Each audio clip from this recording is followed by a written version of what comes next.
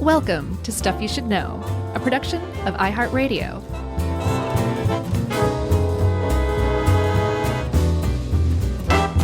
Hey, and welcome to the podcast. I'm Josh. There's Chuck, and Jerry Chili Willy Rowland is here doing the recording, wearing a little red beanie, looking all cute. And this is Stuff You Should Know. You can see Jerry? In my mind's eye. Oh. Like, I don't see Jerry. She has a setting on her setup where it's like show camera only to Josh. And not Chuck. And she's wearing a little red beanie and looks like a mini penguin. Yeah, but she has, you can't smell her. She has a button to allow me to smell her. Whoa. Even though she's in L.A. Yeah. And you know what it smells like? Miso? Yep. But she may have gotten that miso from the fridge. Oh, okay. All right. I see what you're doing. Nice work, Chuck. That was a good old-fashioned Stuff You Should Know segue. And in full Stuff You Should Know fashion, I stepped all over it, so it didn't actually work that well. No, that's all right. Yes, we are talking about refrigeration, which is why you brought that up. And again, nice work. This is one of those, I guess, topics that has popped up myriad ways in myriad episodes. So, I mean, literally 30,000 ways in 30,000 episodes. And this is one of those Stuff You Should Know things where we're just going to bring it all together and finally talk about the main topic. Yeah. Big thanks to Livia for her help with this. And this was a me idea because I think after our history of dentistry, I just sort of got turned on by the idea of the history of like certain just commonplace practices and things these days. Mm-hmm. And I maybe got something out of the fridge one day and was like, oh, man, refrigerators, they really changed the game. Did you say that to yourself out loud, or were you just thinking this? I think I did. And Emily said, what the heck are you talking about? Mm-hmm. And of course they did. But I was kind of curious, like, I bet it's changed the game in more ways than I think. And that was sort of Livia's charge. And here we go with that, because I think it did change in more ways than I thought it might have. Oh, I was going to ask that. I had a follow-up question, and then you just answered it. Yes, it was satisfying. The result was for me. So I think initially you were thinking like refrigerators, like home refrigeration, sure. Maybe like warehouse refrigeration, fairly recent refrigeration. But Livia, like you said, who helped us with this, went, no, and wagged her finger and said, this stuff goes way back beyond this, Chuck. And you said, how did you get in my kitchen? Right. Yeah, so we're going to start early, way before mechanical refrigeration. There was still refrigeration, which just means keeping something cold. Yeah. A refrigerator is a mechanical version of that. But in olden times, one might even say ancient times, people were still trying to keep things cold. Like, since we figured out that cold things lasted longer, people have been trying to keep things cold in various ways. Yeah, cold keeps the flies away. Yeah, exactly. Flies don't like cold. So one of the things that people have long loved to do is cool down their drinks, right? Mm-hmm. It's just something you take for granted these days, but that's one of the first uses people put cold storage or refrigeration to, which was to store ice so that they could chop it off with an ancient ice pick, probably made out of a bone or tusk or something like that, and put it in their drinks. And as we'll see, like that's just long been a desire of people, but whenever someone has access to ice in places you normally can't get ice, it's one of the first things they do to it. And it's also almost always a sign of wealth to start off, for sure. Yeah, I find it interesting that, and I've traveled my fair share around Europe, and I was shocked early on in my 20s when a lot of the drinks came without ice. Yeah. And they said, that's sort of the European way, because in Italy and ancient Greece and ancient Rome, the people that had the dough, they were putting ice in those drinks, and that's because iced drinks are better. Yeah, across the board. To me, they are. I know everyone has their own thing. Some people have sensitivities, teeth-wise and things like that, so I get that. But I've always been a super icy drink guy. I love them cold. And even if you're like into cocktails, like you might not want ice in your drink, but I'll bet you used ice to chill that drink.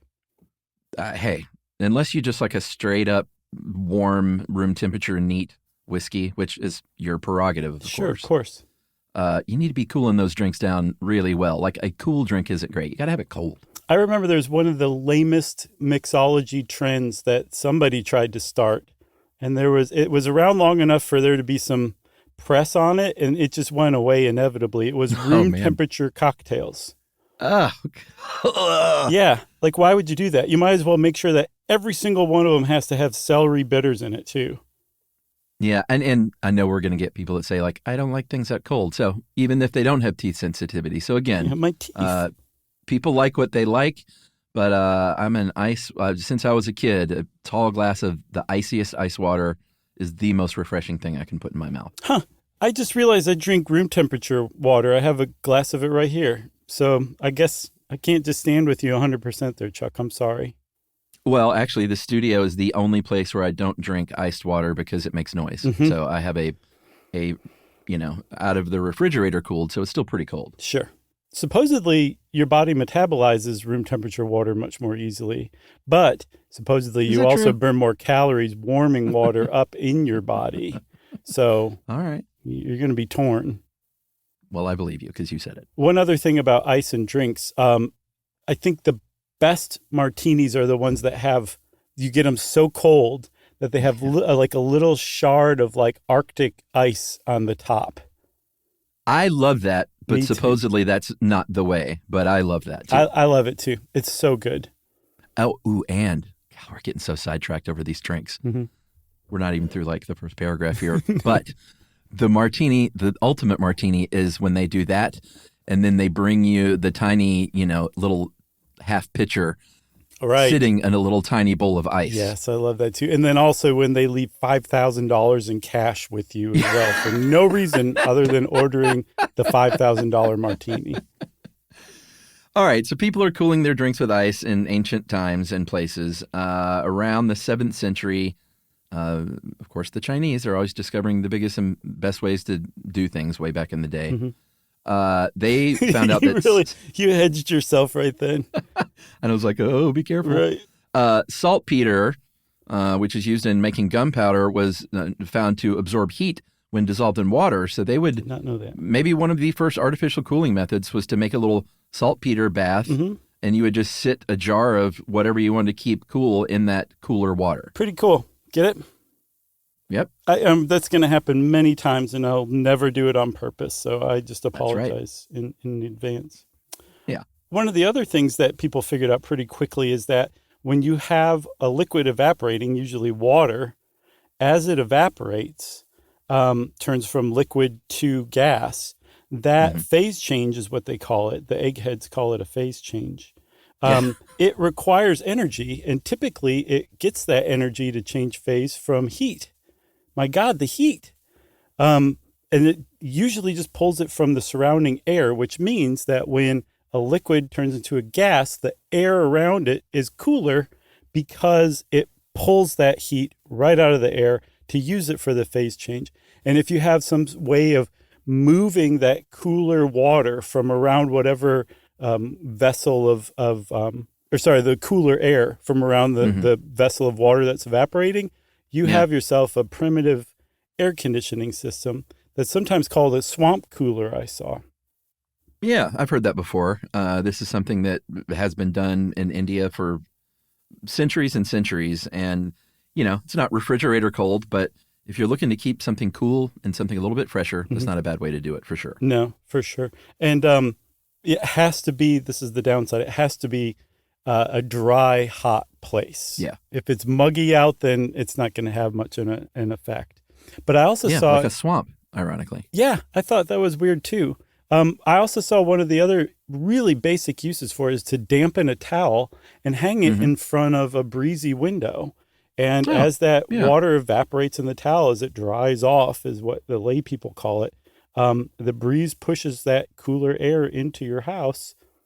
And I realized that I was having trouble like envisioning this stuff or why anybody would go to the trouble. And I was like, oh yeah, before the kind of AC and refrigeration that we're used to, you had to go to all sorts of trouble. It's just so easy to take for granted these days. But before this, and in other places where they don't have AC, People would hang damp towels in front of a breezy window to get cooler. That's how desperate they were to cool down. Yeah, I imagine knocking something down a few degrees makes a big difference, Yeah. In the pre-AC days, For sure. Burying things in the ground is also a good way to keep things cool. Like 3 to 5 feet down, you're going to find pretty consistent temperatures depending on where you are. If you're in the north, it can be 45, 50 degrees down there. Mm-hmm. More like 70 in the south, and that's Fahrenheit. And of course, anyone who's ever spent any time camping or hiking knows, as I did when I was a kid, my dad would build a little cordoned off area with stacked rocks in a very cold mountain river to put like jugs of milk and stuff like that in when we were camping as a family. Yeah. There's things called spring houses or spring boxes, depending on how big the structure is. But typically, if you have a stream or a spring running through your homestead, which from what I've read recently is like point number one that you want to make sure your homestead has as a source of fresh water. One of the cool things you could do with that is to build an enclosure around it. But first, within the enclosure, what you want to build is like kind of like a widened area for the stream to flow into, and then it kind of fills up, and then it exits the other side of this widened area. So you narrow the channel of the spring or the stream, line it with rocks, line this box with rocks basically, and it stays about half full year round of this nice cool mountain spring or mountain stream water, and you just keep your butter in there and crocks and stuff. So it's just like doing it in a stream, but you're basically making it a little easier to store your things in there. You could put more stuff in it than you would if you just threw it in the stream like a total hayseed. Like even the mountainest of mountain people are like, you didn't go to the trouble of building a spring house for somebody who just throws it into the stream themselves. Yeah. So far, I'm keeping track now. You have name-checked eggheads, lay people, and hayseeds. And mountain folk. Yeah, and mountain folk. That's what we do here. So in the 17th century in Europe, they had official ice houses. And they were, you'd bring down ice from where you could get ice, like literal just ice from the wild, like in Scandinavia. And they were using it to preserve food, obviously. Also for like the medical community would use it for different things, and also chilling those drinks still. But you could use ice to treat burns and things like that, to bring down a fever. Making things cooler was a big benefit to a doctor. Yeah. Also remember in our Feed a Cold, Starve a Fever short stuff, we talked about how there was like doctors viewed heat and cold as a duality of health. So if somebody was sick with one of the hot sicknesses, you would probably give them a cold drink, and that was considered as good as medicine is today. Yeah. Or of course, any, sprains and, muscle pulls, things like that, heat and ice, it can be used in various ways. Sure. The rice method, Sure.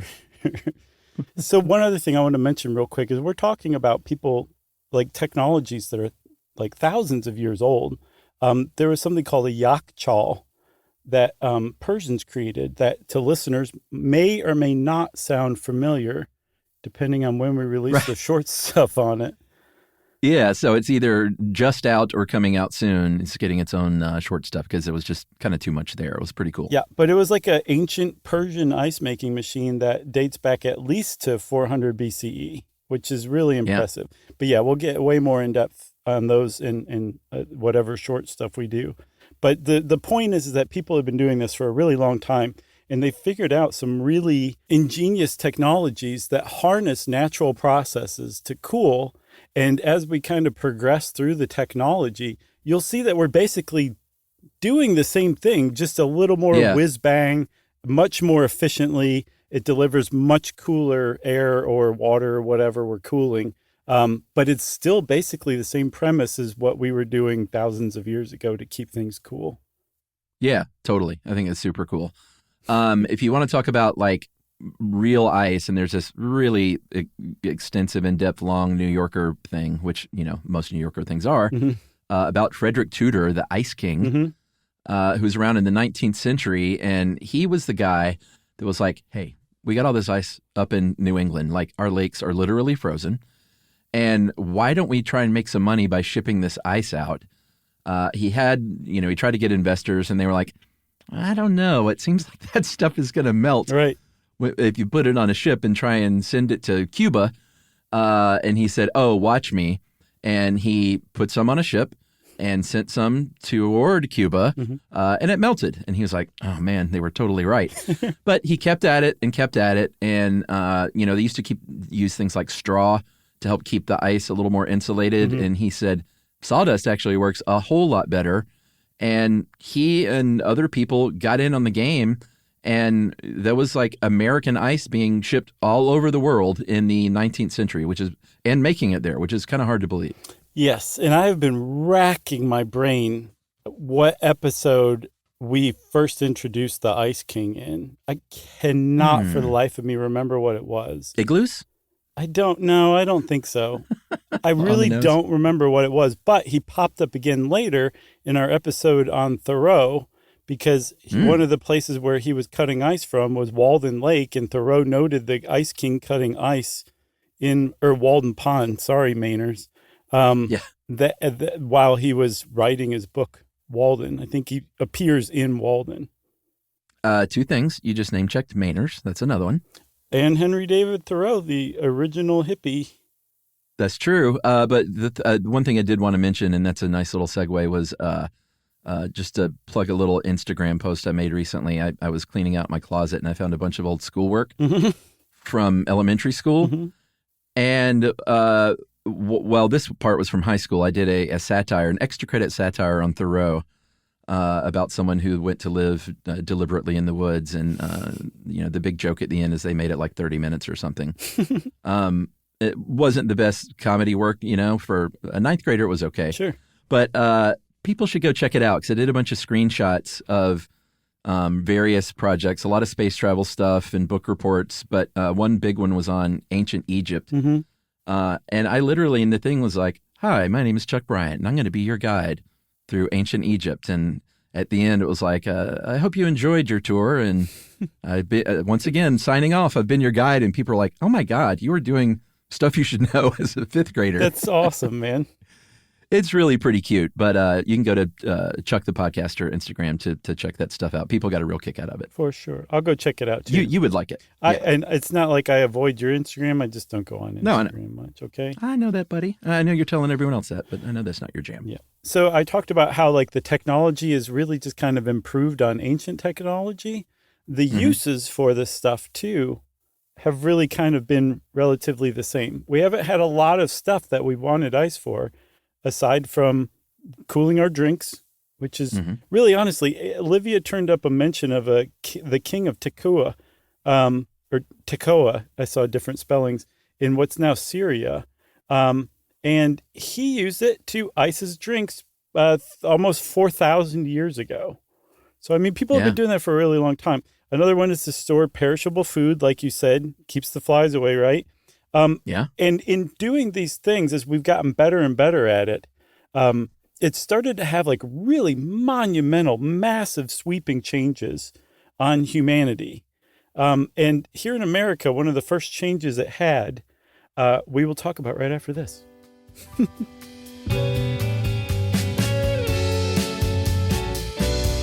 Stuff you should know.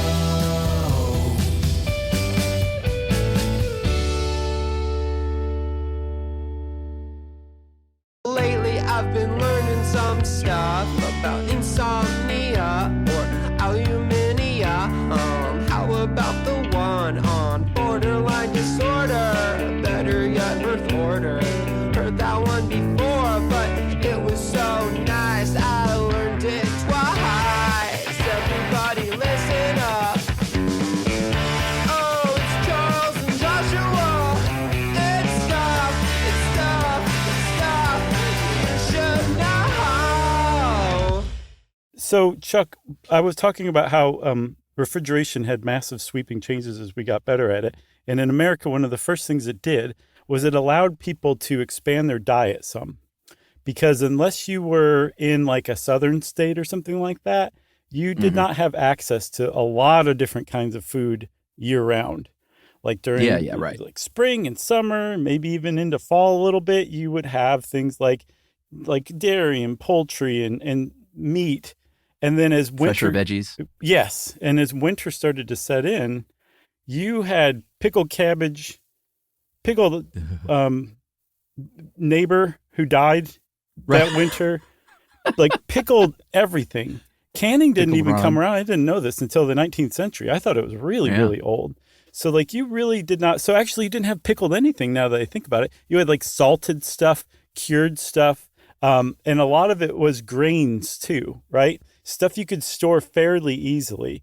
And then when we started learning how to preserve food with refrigeration and got better and better at it, like people, their diets just changed radically. Like apparently in the northern states, by the time spring came, you were so malnourished from a lack of niacin, vitamin B3 that you normally get from like poultry and fish and meat, that they had a name for it, spring sickness.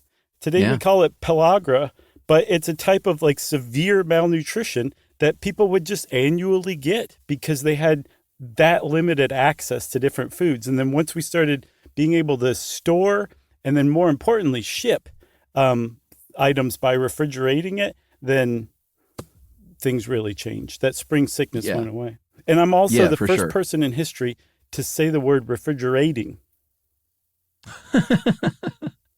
Also, before people write in, they were definitely pickling things before they were canning. So you could still pickle things. Okay, cool. So yes, you could pickle your neighbor then. Yeah, they had jars and stuff like that. Well, what's the deal then? I mean, they just hadn't figured out how to use heat baths and that kind of thing? What, for canning? Yeah. I don't know. Maybe how to seal something properly would be my guess. But although, I don't know. Maybe like wax sealing. Maybe canning should be an episode. All right. And we can figure that out. Yeah, let's figure it out. I can regale everyone with more tales of being drugged to the cannery as a child. That's right. I forgot about that. Which is actually true. It makes me sound 100 years old, but that's actually true. So yeah, when artificial cold came on the scene, that really, really, really changed the game. There was a physician and chemist from the University of Glasgow in the 18th century, 1748, named William Cullen, who it looks like did the first experiment on artificial cooling and kind of demonstrating how that was possible. Mm-hmm. And he, like you said, it was just sort of a version of what they had done in ancient times with those water in the clay jars and exploiting that phase change from liquid to gas using the thermal energy. But he used, instead of water, diethyl ether. Yeah. And he would pump it out of a container, and it would come to a boil, and that heat would pull all the heat from the surrounding area, just like it did back in old days. It was just sort of different, a different medium, and that would cool things down. Yeah, this, Chuck, was one of those episodes where I went near mad trying to understand like the physics of the whole thing, or even like the mechanical engineering aspects of this stuff. And it's got to be because my dad was a mechanical engineer by profession. Yeah. So like I've got that little bug that I can't ignore. And I looked all over for how William Cullen's thing worked. And apparently no one knows, because the same like 4 or 5 sentences are basically copy and pasted everywhere on the internet. Oh, that's frustrating. So we do know that before even 1750, he was the first person to demonstrate artificial refrigeration. It didn't go anywhere, but he showed that this was entirely possible, and that it was pretty clever to use something like an artificial refrigerant rather than just say water. Although water is an excellent refrigerant in a lot of different applications. Yeah, for sure. An American this time named Jacob Perkins came along about 50-ish years later in 1834. Mm-hmm. And he's credited basically for developing the first working what we would call refrigerator. And his machine, and, again, it's just not too different from how they do it today. They just do it a lot better. Right. But he used a vapor compression cycle. It's all about the thermal loss of that phase change. But in this case, they're just exploiting it, because if you move the pressure back and forth between the two, it keeps a constant cool. Right. Yeah. So it's just nuts. If you see like a diagram and how it's explained and how a vapor compression refrigerator works, which is almost certainly the kind of refrigerator you have in your home, there's really just like 4 components to it. And they're really doing some basic stuff to this. But it's more a question of like, why? Like, why would you put something into low pressure and heat it up for the next step to be to like depressurize it and cool it down, and then you turn it into liquid up here? It's just, it doesn't make sense. It's almost just nuts. Like somebody just went crazy with a diagram, but apparently that's how it works. And it's all, I think it's like you said, it's just taking advantage of the different properties of lower pressure liquid or higher pressure gas. Like they can cool and heat, and I guess it puts off so much coolness or so much heat that it can be used to refrigerate, and then it passes through this other thing like I think a condenser, and that gives off the waste heat. That's what's under your fridge. And then like the evaporator cools everything down. And I finally got it, Chuck. Okay. So I've been looking at it wrong the whole way. The refrigerator doesn't pump cold into your fridge, right? The actual mechanical refrigerant process. What it does is it sucks heat out of your refrigerator. And once I finally understood that, I was like, I got it finally. I got it, because this cooler refrigerant goes through a coil, and I thought like it was emitting cold and that's how it cooled down. No, it's drawing any heat from there, kind of tricking the heat into joining the coil and leaving the fridge box cooler, which is what that refrigerant wanted all the time. It thinks that heat was a sucker for falling for it, but that's exactly what it does every time. And now the inside of your refrigerator is way colder. Amazing. I think it's kind of amazing too, because it's the opposite of what I always thought was going on.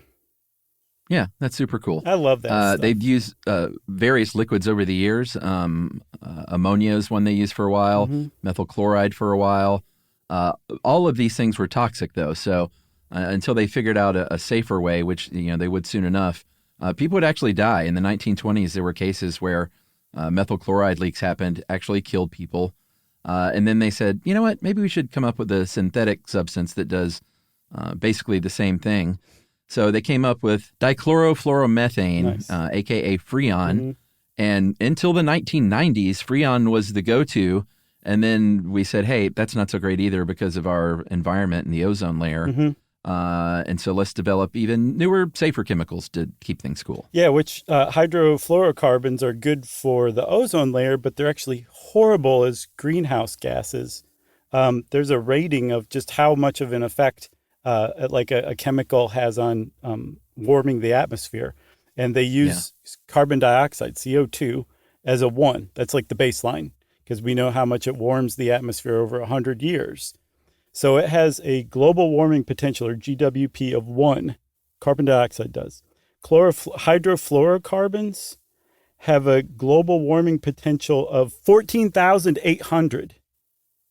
Wow.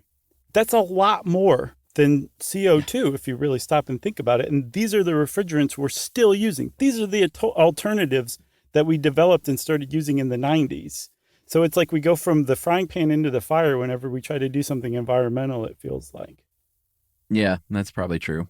To me, this is where this episode gets super interesting. And this is kind of what I was really after when it came to the assignment, which is when things started moving around. Cooling systems started getting better and better. People were developing this stuff. And at the same time, railroads were growing and growing and expanding and expanding.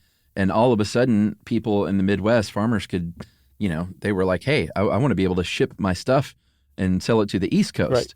So the whole food scene was changing because of this. In the 1850s, they started, and this to me is just like super ingenious, they started keeping railroad cars cool by using ice. So they were called reefers, R-E-E-F-E-R. A reefer was a refrigerated, rail car.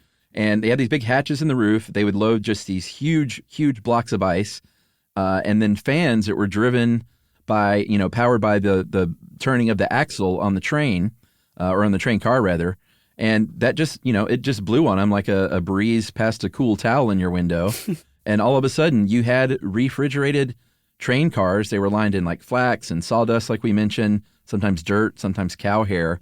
And even though people were a little bit at first like, I don't know about this, the meat packing industry really got on board because they said, we've been shipping live cows across country for people to take care of when they get there, when we can butcher everything in one place and ship out this, what they call dead meat. It's disgusting, but that's what they called it. Right. That's what sixth grade bullies call you too when they tell you to meet them in the playground at 3. Dead meat. But that changed absolutely everything. This is when meat became like a staple of the American diet. We talked a little bit about Chicago being the epicenter of this and that. What did Americans eat before the FDA came along or something like that? Yeah, that's right. But all of a sudden, meat was much easier, much cheaper to ship, and they could ship it further and further. So they started supplying the cities with meat, and people started to be able to afford it. And that was another huge change, not just for humans, but for cows too, because apparently the cow population in the United States more than doubled in 30 years after we figured out how to refrigerate meat or ship refrigerated meat. Yeah. Yeah, that's incredible. That's a lot of dead cows. Yeah, it's a lot of dead cows. It completely changed Chicago as a city, and it completely changed the way we were eating as a nation all of a sudden. You had refrigerated cars also shipping produce. It wasn't just about the cows and the beef, even though it was a big part of it. Right. But all of a sudden you could be like, hey, I'm growing this fruit in Florida, and have you ever had not just an orange in your stocking for Christmas? You ever had a big bag of oranges sitting around your house? Well, we're happy to provide that for you. And U.S. Fruit, I think, was one of the first companies to get involved in like sending their good stuff all over the place. And, as a result, obviously, the prices really, really dropped. There was an article in the New York Sun in 1894 that talked about the price of pears went from 40 cents to 2 for a nickel in just a couple of decades, thanks to refrigerated cars. It's even more impressive when you adjust for inflation. So a single pear was $11 in the 1870s, and they were 2 for $1.80 in the 1890s, thanks to refrigeration. Amazing. Did you ever get an orange in the bottom of your Christmas stocking? Because I never understood why until I started researching this. No. You never did? Oh, we always did. And I was always like, why is there an orange in the bottom of this stocking, making it seem like there's way more stuff in here than there actually is? I feel like I would remember that. Our stockings were a couple of little fun things, like a little top or some silly putty, but usually just like socks and stuff like that. Sure. I'm guessing that the reason I did and you didn't is because I was raised in the Midwest. Maybe. I'll bet that's why. And so it was like a Midwestern tradition because we didn't have access to oranges, and you could eat an orange year-round, basically, you lucky duck. Trains eventually, shipping-wise, gave way to trucks, and they said, hey, now we got these trucks that we can, refrigerate as well. And so we're not, things were built around industries, entire industries, separate industries were built near rail yards because rail shipping was the only game, for a long time. So, and I think it was in that What Did We Eat episode when we talked about Chicago, like the whole meatpacking area was around the rail yards because they could, they wanted to have it super close. So now all of a sudden you could say, hey, stuff is, it's really much cheaper to raise cattle or grow vegetables way out in the boonies. You can get cheaper labor, cheaper land. So now we can do that and just throw it on a refrigerated truck to get it across country. Yep. So Chuck, little by little, as these like innovations in shipping stuff, meat, produce, things that just could not make it from, California to, I don't know, let's say Denver. Okay. Without rotting or something. As we got better and better at this, something called the cold chain started to emerge and evolve. And that was basically how we moved perishable items from one part of the country to another, thanks to this refrigerated stuff. And it was super primitive and separate. I think I don't know if you said it or not, but the very first private rail cars were these meat packers refrigerated cars. They just did this on their own as like a great business move. But these things became so invaluable and people became so hooked on having stuff available year round that they normally wouldn't, that it just became an institution, like a part of any growing, developing country's infrastructure. There was something called the cold chain. Yeah, absolutely. There was an engineer early on who did not realize his dream, but he was sort of the first visionary in the mid-19th century. His name was Charles Tellier. Mm-hmm. Ooh, Nailed it. He was the guy that kind of envisioned this and said, hey, the cold chain is a thing that we could make a reality, and then we can sort of reorganize rationally on how we grow food and how we ship food. And it was his idea. He apparently died in extreme poverty because he never realized the dream to its fullest. But he tried. He actually got a British steamer ship and outfitted it with a refrigerator, even named it Le Frigorifique. Yeah, like Okay. like fantastic, basically, but fantastic refrigerator is basically what it means. Yeah, that sounds Like like a magnifique, Simpsons product. but refrigerator. The fantastic refrigerator concern. And this was in 1877, and he was bringing beef across the ocean from Uruguay to Paris. And when they got there, he was like, everyone's going to love this. And the French were like, you think I'm eating meat that's been dead for a month? Yeah. You're crazy, and we're going to pass a bunch of laws that ban this kind of thing for the next 20 years. And tell your screeched, I'm not crazy. Shut up. Take it back. Yeah, exactly. So like you said, he died penniless, as you like to say. But his legacy lived on. Eventually people said like, okay, we can get used to this, but it took some selling for sure. One of the other major things that helped establish the cold chain was not just shipping, but it had to like sit for a little while when it got to where it's going. Like, it's not like the train stopped at every house for anyone who wanted eggs. Like, it went to one central destination and it unloaded its contents. And so as a result, cold storage had to develop. You remember Rocky? He helped train by punching huge sides of beef.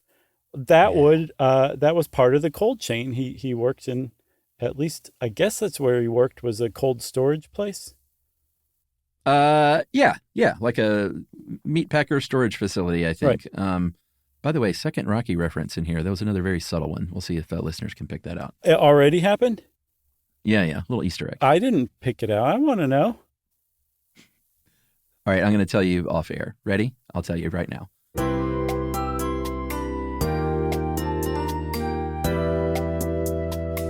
Oh. Okay. Thank you for telling me. It sounded like you were acting just then, and you kind of were, but I really did just tell Josh. But yes, let's leave that as an Easter egg. Anyway, yeah, cold warehouses started becoming a thing. Again, that sawdust insulation provided a lot of the, insulation, I guess. These were in the 1860s, and, it wasn't like your refrigerator cold, but they were storing like fruit and produce. So it was like, hey, you don't get too warm and spoil is what they were trying to, accomplish there. Yeah, it didn't have to be frozen necessarily. No. But by 1904, this was a legitimate thing. There were more than 600 huge storage, cold storage facilities. I think 102 million cubic feet. And, mainly based around cities, but they were holding everything from, produce to, namely eggs, because people wanted their eggs year round. And back then, before they started breeding chickens to lay eggs year round, they were basically laying in the spring, and people wanted those eggs in the winter. Yeah. And they really did breed them, Chuck, through selective breeding programs. There's something called the red jungle fowl, which is a type of chicken, wild chicken. It lays about 10 to 15 eggs per year. And like you said, normally in the spring, maybe in the early summer. That's just not enough if you want eggs year round. So the breeds that we developed, like the leghorns, which is the top egg layer, the champ, they lay about 350 eggs per year round. That's a lot. But before that, yeah, you could just hang on to eggs. I almost said you could just sit on eggs for a while thanks to cold storage. That's right. But, we said the French were kind of grossed out by this. It wasn't just the French. A lot of people had a hard time kind of coming around to this idea of eating things that had been around for a while. And false rumors spread that, that stuff could make you sick. It could cause cancer. So in 1911, as a PR rebuttal, I guess, the Poultry, Butter, and Egg Association had a cold storage banquet at the Hotel Sherman in Chicago, where they served an entire meal of foods that had been preserved through refrigeration to a lot of folks, including the mayor and the health commissioner, as sort of like, hey, here's where we are now. you don't need to be grossed out. And people said, okay, I may not be grossed out, but I'm also like, I have to get used to the idea of not buying the eggs from the farmer down the street, or getting my milk from down the street, or the produce from the farmer down the street. And so it took a while for people to come around to just getting food away from a source they really sort of knew personally and trusted. Yeah, and that was one of the roles of the FDA and the Pure Food and Drug Act of 1906, was to basically say, okay, we get why you don't trust some of these people, because some of them are actual total skells, some of the people selling food. Apparently one technique was to, if you had a bunch of meat that was about to spoil, you just froze it and shipped it, and the person wouldn't be able to tell until they thawed the meat out and tried to sell it, and you just ripped them off. That was a big one. Or if you had a cold storage facility, if you're storing something for months, you need to keep it cold for months. There can't be like a week where everything breaks down and you just hang on to that stuff and sell it anyway after things get back online. And this was the kind of thing that like people in the U.S. were having to worry about. So thanks to the Pure Food and Drug Act of 1906, and then later on, actual laws that gave it teeth, that kind of helped set the stage for people to finally relax and be like, okay, I can deal with frozen food. Because it was like the GMOs of its day. Like people were just like, it'll give you cancer if you eat frozen food. Like it was like people did not trust food that had been frozen. That's right. We should take our second break here at minute 42, and we're going to come back finally with home refrigeration right after this.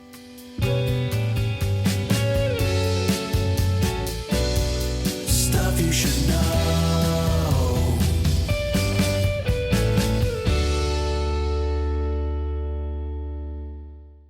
Lately I've been learning some stuff about insomnia or alumina. How about the one on borderline disorder? Better yet, birth order. Heard that one before, but it was so nice I learned it twice. Everybody listen up.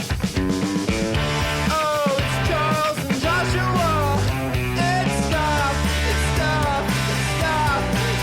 should know. All right, so iceboxes had been a thing since, at least the 19th century. They started to become more and more common. And this is, a big wooden sort of cabinet in your kitchen, usually wood, and it was lined with something like a tin lining or zinc maybe. Mm-hmm. And the iceman would come around, deliver a big block of ice to your house. And that's how things were kept cool, in the icebox. And if you are a Gen Xer or older, your grandparents may have even said the word icebox. My grandmother certainly did. Mm-hmm. Because she lived to be 100 and was around when they called them ice and when they were ice boxes. Right, not just call them. Yeah, there's also that whole excellent subgenre of desserts that are icebox, like icebox cakes. Yeah, lemon icebox pie. Yeah. But finally, in 1914, we get our first mechanical refrigerator in the house, the domestic electric refrigerator, or the DOMELRE fridge, made its debut. And this was still not a fully integrated refrigerator. It was a device that you got to put in your icebox to keep things cool and to keep that ice from melting. Yeah. It didn't take off. They weren't super reliable. They were pretty expensive. But not too long later, a decade or so later, in 1927, GE introduced its refrigerator. It's nicknamed the monitor top because there's a big round turret on top of the refrigerator that gives it a very distinctive look. It looks like a robot fashioned by like a sixth grader. But the monitor refers to the Civil War ironclad USS Monitor. And that was the nickname. I was looking all over for what General Electric called it, and they seem to have just called it refrigerator. Yeah, it's kind of cool looking. If you want to look up a photo, I mean, it looks as described. Leftovers, and this was something I was really curious about. That had been a thing. It was 1878, I think, when that term was coined. Mm-hmm. But leftovers back then meant like you got to eat this stuff the next day because people didn't want their food to go bad. People didn't waste stuff like they do now and just throw stuff away if they didn't eat it. So dinner went into the breakfast or the lunch, or it went into a big pot the next day that was on the stove, and you just had these big sort of stews of leftover things. Now that you had the mechanical electric refrigerator, all of a sudden you could preserve stuff and you could serve. You didn't have to transform something. You could like warm up and serve the same meal that you ate a few days ago. Right. And that was a pretty radical thing at the time. Oh, yeah, for sure. Again, though, people were kind of like, I don't know about this. I was about to say fortunately, but related to that, scarcity during World War II and World War I, but also the Great Depression, basically said, hey, everybody, you can't just like be throwing food away. Like we need to be very thrifty with food. And that really kind of gave leftovers a big boost. Also because the government came in and created propaganda campaigns to kind of persuade people to start eating leftovers more. Because again, thanks to your new handy GE refrigerator, you can do that kind of thing. That's right. It's pretty great. The cold chain is what really changed the game early on. But it also changed like not just availability, but like literally creating new kinds of foods, like inventing new foods. Iceberg lettuce is so named because it could hold up to being shipped on ice. And it has the same taste as an iceberg. Hey, man, I'll go to bat for iceberg lettuce. Really? Really? Yeah, I think it's unfairly labeled as junk. And like iceberg in with some arugula and a little romaine and some leafy greens. Throw in a little iceberg because it's so crunchy. Sure. And you don't get that kind of texture from, maybe a little bit, but it's the crunchiest lettuce to me. So I think it gets a very snobby sort of, people look down on it for bad reasons. Okay. Is my take. But I like a little iceberg. Tell them what John Waters called iceberg lettuce. I thought that was great. The polyester of lettuce. Yeah. But I was also raised a lower middle class kid who grew up eating iceberg lettuce. And so okay. I was too. It has a fond place in my heart for that reason. I understand. I hated salads, so maybe that's why I hate iceberg lettuce, because that's all we got was iceberg as well, and like French dressing or something like that, or ranch. And that was it. And you ate it and you liked it and you shut up about it. I would party on an old school 80s iceberg salad so hard. For real? Like even when you were a kid, you would eat that? Yeah. I mean, that's the only kind of, it's probably not even a vegetable, but I considered it a vegetable. I didn't like a lot of vegetables, but I would eat a salad. So that's funny. I hated salad so much, I would refuse to be served anything except for some iceberg lettuce and some carrots. And I wouldn't even eat that. No salad dressing, nothing. Like whenever everyone else was finished, if I was still eating my salad, I had to stay at the table and finish it. And so at that time, I would just start slowly putting it bite by bite under the credenza behind me. Yeah. But then I was short-sighted enough I didn't go back and clean it out. So every few months, like the credenza would get moved and there'd be a pile of like desiccated iceberg lettuce and carrots. The other thing I like to use iceberg for now is like if you're making something in a lettuce cup, iceberg works really well. Okay. Oh, yeah, for sure. Like chicken larb or, something like that. Totally. I'll agree with you on that. So frozen foods obviously wasn't a thing for a long, long time. But finally in the 1950s, they said, hey, you know what? We can cool things. We can freeze things. We can freeze meals. And we can freeze orange juice. And I know we've already talked about TV dinners and concentrated, frozen concentrate orange juice. But those were two really big game changers, only made possible for advances in refrigeration and freezing and shipping. Yeah, and while we're on it, I believe in our food origins episode. I don't remember what it was, but we talked about the TV dinner. And we totally credited Jerry Thomas, a salesman for Swanson, as coming up with the idea. And since then, it's become much clearer that Jerry Thomas might have had almost nothing to do with this. And that the real hero was a 21-year-old bacteriologist named Betty Cronin, who was the one who she might not have come up with the idea. I think she said one of the Swanson sons did, but she was the one who figured out how to make it work and to make these meals that are different foods entirely that all cook at the same time and come out the way that they're supposed to. That was all her. That's right. Betty Cronin, unsurprisingly, not forgotten, but doesn't get nearly the accolades she should have gotten. No, she does now, though. Yeah, way to correct the record, friend. TV dinners. I mean, I would go listen to that episode. It was pretty great, but it definitely It came along as TV was coming along, and it was a big deal. And even though, there are still TV dinners sort of like that, but if you go in the frozen food, I don't get any of this stuff, but if you go to the frozen food section, you can get almost any kind of meal frozen these days. Yeah, even iceberg lettuce. Oh, yeah, that's not what that means anymore. Oh, no. I'm not going to let someone ruin hawking up a loogie for everybody. That's one of life's great pleasures. Sure. There's one other thing I wanted to mention. So the cold chain is now so diverse, and there's so many different versions of it all working together. It's now called the cold web. And Livia gives a great example of what we can do now. We can catch a fish in Norway, send it off to China for processing, and then send it from China to the United States for eating. Wow. All within a half an hour. That's amazing. Well, maybe longer than that, but still, it is still amazing. You got anything else? We should do an episode on gullibility. Nice idea. You got anything else? I got nothing else. I got 10, 12 more minutes worth of material. You mind just sitting there? No, let's do it. Since Chuck said let's do it, I think it's time for listener mail. This is about the pink house. Hey guys, I can't believe there is finally a subject I can share some information about. Every year I would visit my cousins who live about 20 minutes away from Plum Island, and heading to the beach was a yearly activity. As we all grew and we had our own families, the yearly gathering at Plum Island got bigger and better, and passing the pink house has always been the tell that you're just a few minutes away from the beach.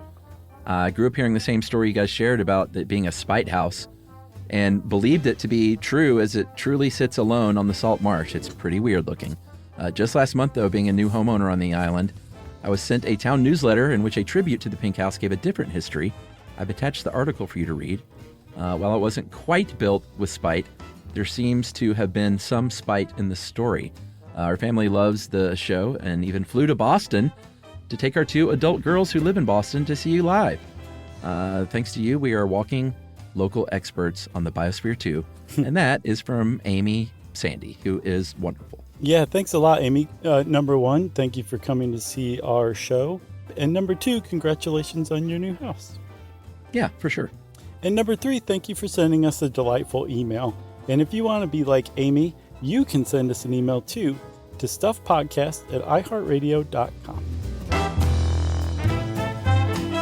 Stuff You Should Know is a production of iHeartRadio. For more podcasts from iHeartRadio, visit the iHeartRadio app, Apple Podcasts, or wherever you listen to your favorite shows.